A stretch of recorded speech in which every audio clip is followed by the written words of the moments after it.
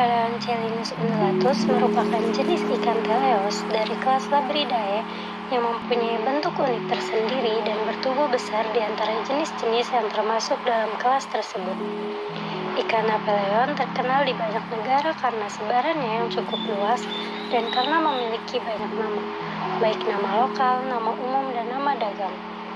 Jenis ikan ini pertama kali dideskripsikan oleh Ruppel pada tahun 1835 dengan nama latin Chelinus undulatus. Asal-usul nama Apeleon tersebut lebih dicirikan pada bentuk kepalanya yang besar dan menonjol ke depan. Ikan apeleon merupakan salah satu jenis ikan karang yang memiliki banyak keunikan. Tidak hanya mengalami perubahan jenis kelamin saat usia dewasa, tetapi juga memiliki ciri-ciri morfologi yang berbeda antara fase juvenil dan saat dewasa. Warnanya mengalami perubahan seiring dengan bertambahnya umur ikan apeleon. Selain perbedaan ciri-ciri antara fase-fase kehidupan ikan apeleon, di daerah terumbu karang yang merupakan habitat ikan apeleon juga hidup berbagai jenis ikan lainnya yang mempunyai kemiripan dengan ciri-ciri ikan apeleon. Ikan apeleon dewasa mudah dikenali karena memiliki ciri-ciri spesifik seperti bibir yang tebal, tonjolan dahi di atas mata yang berubah menjadi besar saat bertambahnya umur, dan gurat di atas serta di bawah mata. Ikan ini juga memiliki sepasang gigi depan yang tajam dan sedikit menonjol keluar dari bibir seperti kebanyakan ikan kakak tua. Anakan yang sudah beranjak dewasa memiliki warna hijau terang. Apeleon dewasa memiliki warna kehijauan yang degradasinya dari hijau terang ke hijau gelap. Ketika apeleon masuk usia tua, berwarna antara hijau ke biru pastel dan tumbuhnya jauh lebih besar.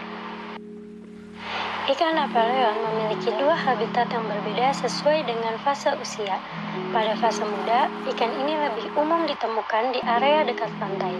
Sedangkan pada fase tua, ikan ini lebih umum menyukai area di luar terumbu karang yang menghadap laut lepas di lereng terumbu. Sepanjang hidup ikan apeleon, mulai dari penatasan, juvenil, hingga dewasa selalu berasosiasi dengan terumbu karang atau di habitat-habitat yang berdekatan dengan terumbu karang seperti padang lamun dan mangrove. Ikan apeleon cenderung terlihat individual di area terumbu karang. Meskipun terlihat berkelompok atau berpasangan, jumlah ikan ini jarang lebih dari 10 ekor. Ikan apeleon ini dapat dijumpai dalam kelompok kecil dalam rentang sempit parit-parit di lereng terumbu. Akan tetapi, pada lokasi terumbu dengan intensitas penangkapan tinggi, meskipun terumbu tersebut adalah potensial sebagai habitat apeleon, ikan ini jarang dijumpai lebih dari 1 ekor. Bahkan dalam jarak puluhan kilometer, ikan ini tidak dapat ditemukan. Dalam kondisi seperti ini, ikan apeleon diasumsikan masuk pada kedalaman laut yang tidak mungkin terjangkau penyelam. Secara alami, kepadatan ikan apeleon tergolong rendah di semua jenis perairan, baik pada perairan yang berstatus tingkat eksploitasi rendah, sedang, atau tinggi maupun pada perairan yang masih alami, bahkan pada daerah konservasi dan area yang menjadi habitatnya. Ikan apeleon sudah lama dieksploitasi. Data dan informasi yang tersedia terkait data potensi populasi ikan tersebut tidak didokumentasikan dengan baik. Pemantauan populasi ikan apeleon kalah cepat dibandingkan dengan laju eksploitasinya. Hal ini disebabkan luasnya wilayah perairan laut yang harus disurvei populasinya dan terbatasnya jumlah tenaga peneliti yang tersedia.